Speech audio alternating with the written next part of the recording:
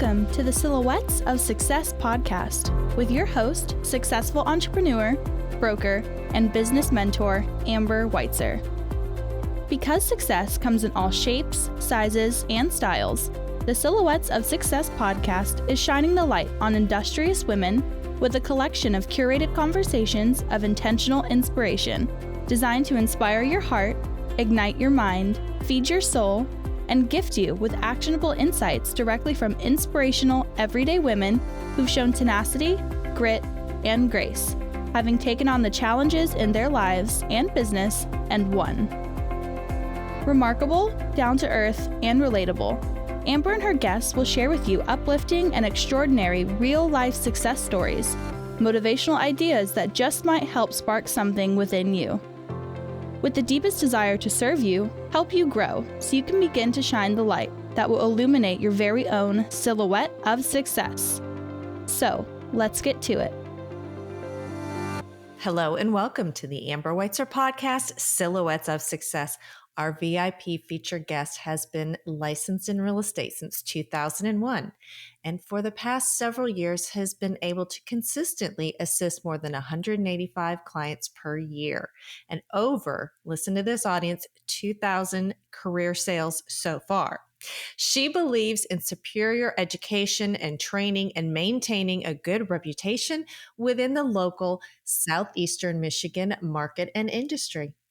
In 2018, she opened an EXP office and has grown from a personal team of 3 to a team of 12 and a total organization that will exceed 1,500 agents this year. She is a 4-time Icon Agent Award winner, Chairman's Award for Circle of Excellence in 2019, and we're going to have her share more about these awards, y'all.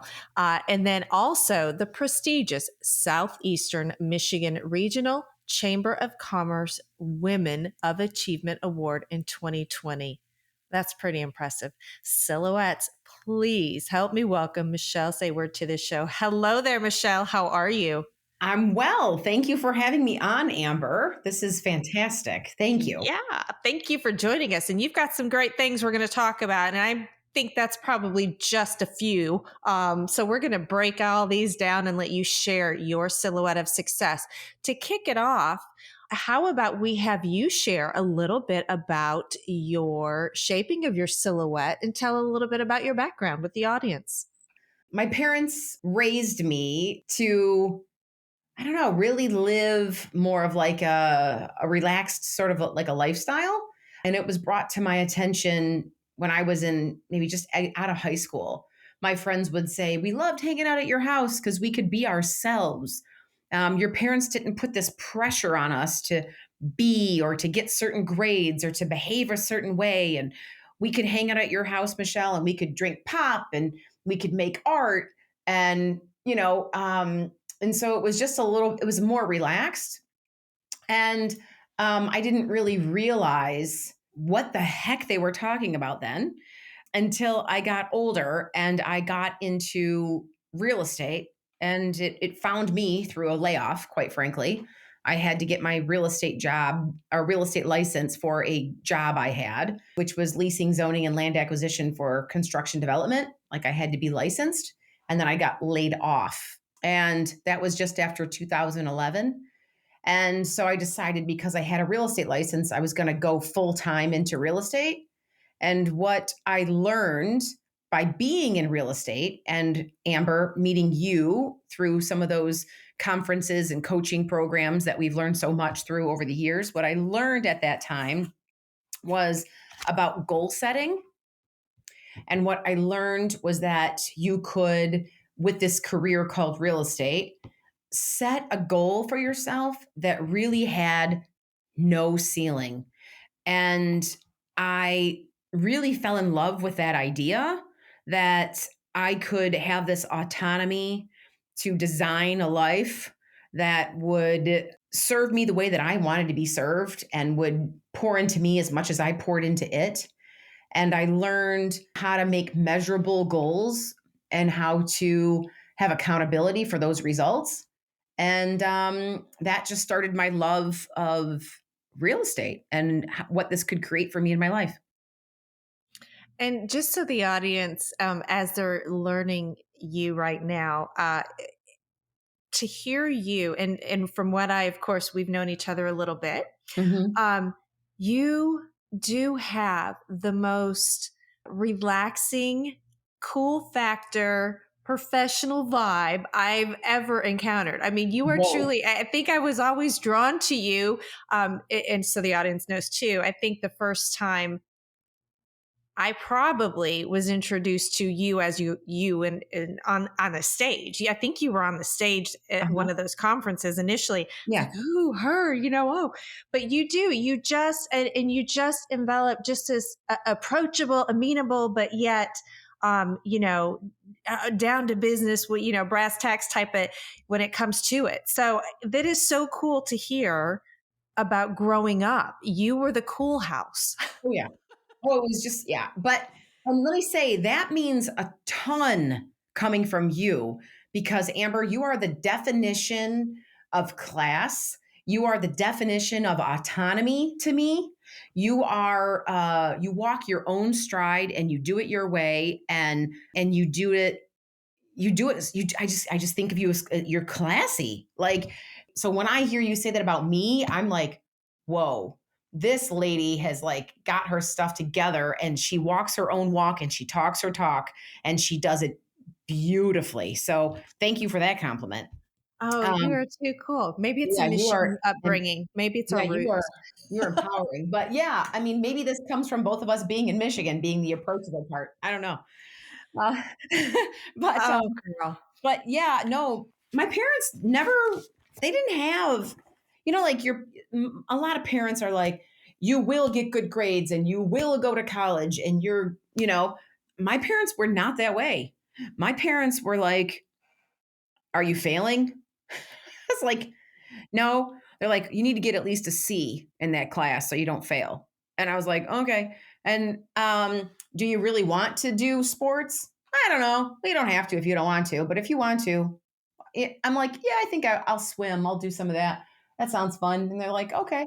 But they were not like um, that I had to anything or be anything. Like I wasn't, they weren't trying to mold me into this box that I think a lot that happens. I didn't realize that happens often coming up.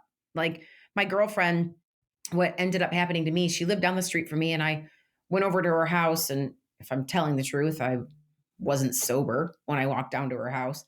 And which you're supposed to be sober when you're 18 or 17 or whatever. And she was packing up her stuff to go away to college. And I was like, what are you doing? Why are you packing? And she's like, well, I can't take this stuff to college and I'm going to go live in the dorm. And I was like, huh? When were those plans made? I was supposed to do what? What? You took a test to get into college a year ago? No way. Huh? Oh my God, what am I going to do with myself? I need to figure this out. So I think my parents were just sort of like, if she gets a good job and she graduates high school, okay, that's good. She'll figure it out. But it wasn't you're taking the SATs and we're going to colleges and we're going to shop around and you will get good grades and you will no, not at all. So when I heard that her parents had made plans for her future, I was like, well, nobody made plans for me. Well, I need to set about this business of like figuring it out. And I moved out of my house when I was 19 and rented a place and put myself through community college while bartending and lifeguarding. And I don't know, I had tons of jobs. And that's where I realized too that if I'm paying for this college experience, I'm sitting in the front row. And that's pretty much been my philosophy thereafter. If I'm paying my way and it's up to me to figure it out, then I'm going to sit in the front row and I'm going to take as good of notes as possible. And I'm going to get my money's worth out of this and I'm going to make something of it. So I think that really taught me grit, to figure it out. That is so cool. Oh, goosebumps. That is so Kinda. cool. No, it is. Yeah, we can dive into that. I think we'll do a part two. That's a whole nother topic too. Yeah. Because it is our audience is a vast audience. Yeah. We are in different phases of our journeys, and that's why we tune in, because we know that no one's path is the same. And sometimes there are those that, think I'm just so lost, or I'm wandering, or, like you said, your friends had their path laid out. Hmm. But sometimes I'm very, similar to your path, if you will, in a Hmm. lot of those, examples you shared. But, sometimes not having that path can make you nutty, but sometimes having to figure it out, and you have all this great varied experience, really brings to the forefront your strong skill sets, because you've got that, you've dabbled in these different aspects of life, these different. So that is so cool. I love hearing You that know, story. I love having this conversation with you right now because you repeating that back to me is I'm going through it again. It's a second mountain. I'm right now in the middle of trying to create something new, and I was screaming from the mountains, "Help me, help me. I need help to create this new thing. I need help to create new."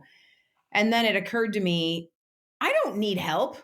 I need me. I need me to take action. And there's different phases in your life where you need to create something new or move in a new direction. And it can feel extremely overwhelming when you don't have a roadmap. It's so overwhelming, so big. Like, come on. I mean, you're doing real estate out of an amazing luxury van. That's big and overwhelming. You're doing a podcast, Amber. That's big and overwhelming. Just the outside looking in. These things look risky. These things look huge. You have to have a broker's license to do what you're doing, like the way you're doing it, right? Like it's these things look huge. And it just takes that trust in yourself that if there is no way, you're going to find a way to cut through it and figure it out as you go.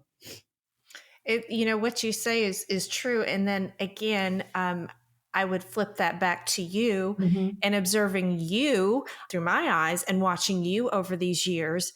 And just the other day, when you blessed me with the opportunity to go Mhm. to a fantastic function with you.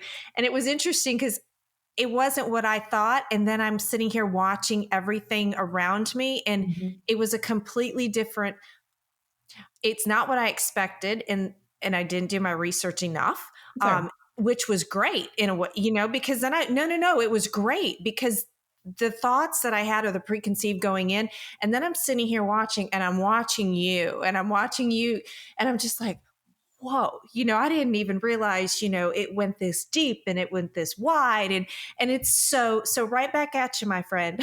Well, thank you. So these mountains, and whatever that next mountain is, or that mountain range, I know you will climb it and conquer it without a doubt, because I have seen you in action, and clearly your upbringing has armed you with that grit, and the grace, and just your personality that just embraces everybody. So back to you again on this. The alarm clock goes off in the morning or in the afternoon. I don't know what your day looks like yet.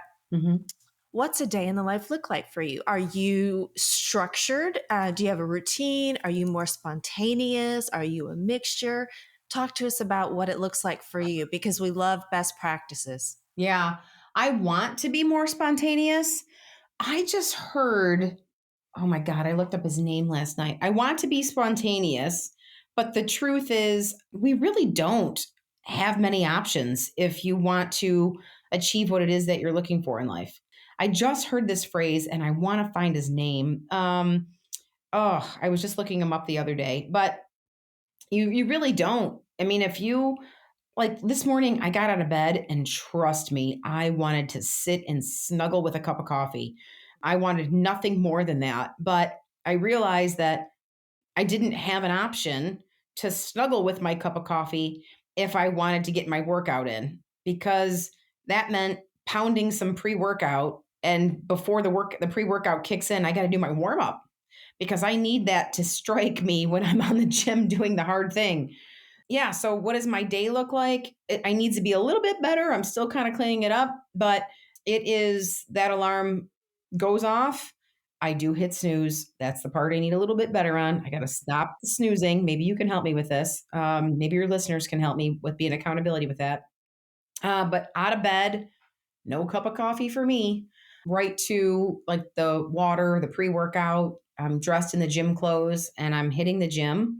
And then as soon as I'm done with that, it's really off to the races. I'm in my home office most days in the morning. And I say most days, that's like 4 days a week. I'm in my home office in the morning. And then I set appointments and meetings most commonly after 11 during the week. And then I'm meeting with clients or, other real estate agents or talking to my manager, or, thereafter in the week. Well, you've got a system and we can always improve on our systems, right? If we want to, if we need to, but it sounds like you've got it going on right now. And yes, that accountability, we'll talk more about that too another time, because I think that's a whole segment. Yeah. You and I are doing a little bit of that.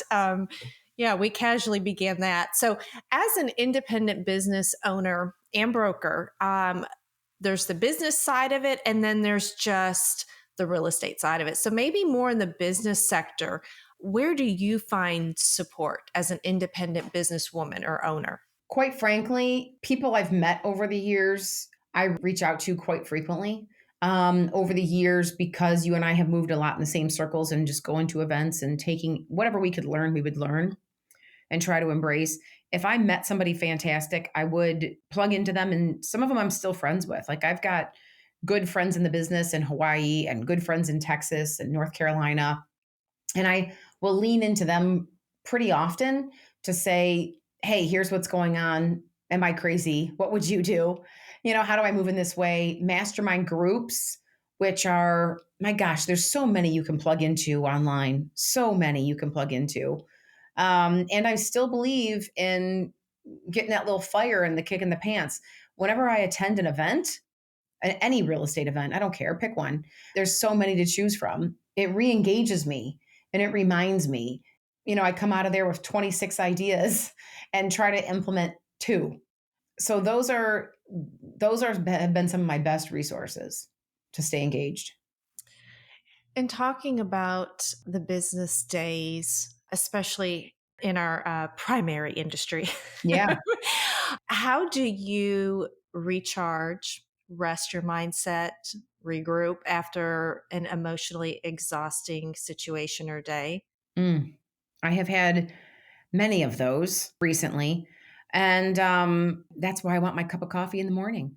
I have typically no problem at all falling asleep at night. I'm the person that sits down on the couch and then falls asleep instantly because I usually leave it all out on the table during the day. But I'm a little slower to wake up in the morning because I just want to process what happened the day before. I have a good friend who does not drink at all, no alcohol. And I've done that. I've done the no drinking. And I realized when you don't drink, you really have no outlet. You are forced to process your own stuff and work through your own emotions if you don't take the edge off with a glass of wine or something. And it's really admirable and it's hard work. So, I'm not saying that I won't have a cocktail sometimes. Oh yeah, on a Friday night, I want to go for something in a pretty Something yummy.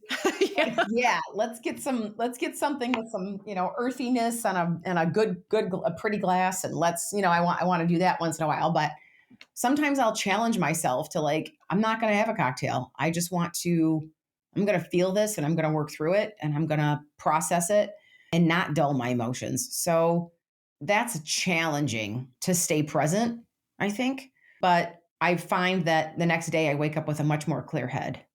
That's awesome. Yeah. That's probably the first time I've heard that example. And Mm-hmm. talk about facing it head on. And I like what you said about being present and, actually feeling it and dealing with those emotions. That's fantastic. Hey, I've done the other before. I Yeah. have. Yeah. That's a lose-lose, especially. Ooh, I've done it a lot. Yeah, especially, certain industries. If you do that consistently on an exhausting, stressful day, that leads to problems, long-term problems. Yes. You talked about some goals and being goal oriented or knowing how to better structure yourself for success with reaching goals. And Mhm. could you share what positive adjustments have you made in your life or environment to help support your growth? You talked about climbing, different mountains and, Mhm. going after different things. So maybe it's you're, achieving those goals or dreams, but can you think of some positive or some things systematic, or whether it's just, mind balance or anything that you'd want to share with us that helps you? Yeah. I mean, what's got me this far is consistency. When I say you don't really have a lot of choices, you don't have a lot of choices if you want success. You don't have choices if you want to win. You're going to have to put yourself in a box and you're going to have to get about the work of getting it done. That right there has really got me pretty far. And by that, I mean, my schedule was a little different before. Like I said, I mean, I guess it was, but it wasn't. I would get out of bed, get my workout done, and then get on the phone or in front of my computer at 9 a.m. until noon. I stood at my stand up desk and I made my calls and I did what I needed to do to set up my days, my afternoons. So the morning schedule has always been like something that has sustained me, of just being disciplined to do that. And I didn't do it 5 days a week. It's only ever been 4 days because there'd always be one day a week where you get thrown off your schedule. And if I could just tell myself that 4 days a week was the goal, then I could feel like I'm winning. And I think that's another thing too that I've done is I like to set goals that I know I can win at, because when you're winning, it builds confidence. And I don't like to set goals that people say, oh, shoot for the moon, like 10x it. And I'm like, no, I want something attainable. I want something realistic. Maybe a bit of a push. Yes. I'm fine with the push and the stretch for the goal, but I want to be in momentum of winning. That's really it. I mean, there's days where you'll put in the work and you'll get no result. Like I remember being on the phone for like 3, 4 hours and not setting one appointment. But then the next day, I would get on the phone and do my job and being consistent. And I would set 4 appointments or something one day. And then I wouldn't want to get off the phone to eat lunch. Like I was in momentum and in flow. And right now, like I said, I'm trying to create something new and I want to get back to that same schedule of, okay, this is my morning flow. This is what I'm doing every single morning that's consistent and paying off for me. And I think one of my phrases is like the hardest part about going to the gym is getting in the car. Once you're in that environment and you're actually doing the work, once you're already at the gym, it's easy, right? Once you're already there, you're just going through the motions and you're getting it done. But the hard part is putting yourself in that space to like, the bag is packed and your water bottle is full and you're in the car. So I just want to make sure I'm putting myself in the car every morning, and in the direction that I want to drive this thing consistently. Talk to us about your most treasured accomplishments or successes. We mentioned a couple in the intro, and I Mhm. want you to be able to share in celebration of yourself. So, share with us maybe your most treasured accomplishment or achievement. That's really hard for me because I will achieve something and that was so 5 minutes ago for me. Like I'm on to the next thing. I know silhouettes of success. This is the name. I get it. It is hard. I appreciate the awards and things that I've received. Those rewards come though as a result of consistent action. And I have found that, truth be told, I'm most proud of myself when I'm in consistent action. Mm, love I'm it. not the most proud when it's done. I'm the most proud in during the creation of it. Yeah, it's funny. Like I see these things on paper and I'm staring at one of the trophies in my home office right now. And I'm like, it's nice to be recognized, but the joy is in the doing. Oh, it's fantastic. Ay, ay, ay. What feeds your soul? Ooh, Uh huh. girl. Yes. We got Um, to go there. you might make me cry right now. Okay. Uh, I got into conversation with a fella yesterday and I said, I'm doing this for me. And he said, okay, you're doing it for you. but who are you doing it for? Who drives you? Who are the people in your life that you want to, be your reason? And I said back, I have done for who for 20 plus years. I have always made it about other people, quite often at the expense of myself. And I'm not doing that now. I know I'm going to get judgment.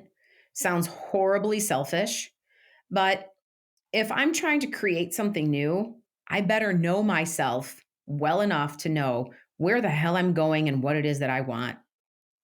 And that takes selfishness, and that takes a focus on me, and I'm doing this for me. And I need to be in love with what I'm creating. And I have been in love with service to others for a long time. Service to others had become, good for me for saying past tense, part of my identity. Serving others. If I can't serve others, who am I in this world? What value do I have as a human being? And right now, I'm really trying to focus on self-love and focus on me. I think there is so much strength in what you just shared. And you have your back, and I have your back. And so the audience, I'm sure, is going to be excited to see what this next mountain is and to see you on the peak. So I know we're going to have a part 2, my friend, that's for sure. But I am also respectful of schedules, seeing how we got to keep you on your schedule too. Well, I think this is why we are friends. This is why we are friends. Yes.